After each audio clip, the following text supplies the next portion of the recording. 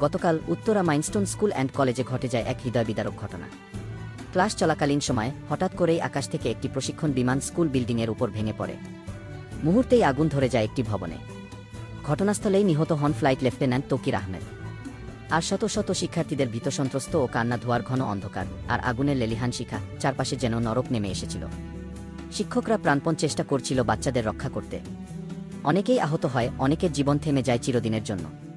Uttara fire service, সেনাবাহিনী এবং স্থানীয় মানুষ ছুটে আসে উদ্ধার কাজে। আহতদের নেওয়া হয় হাসপাতালে।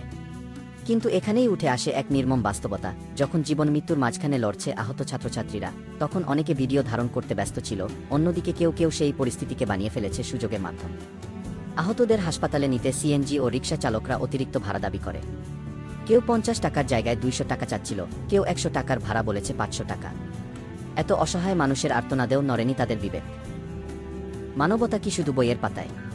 সহানুভূতি কি শুধুই মুখের কথায়? এই ভয়াবহ ঘটনার পর একটাই প্রশ্ন, মানবতা আজ কোথায়?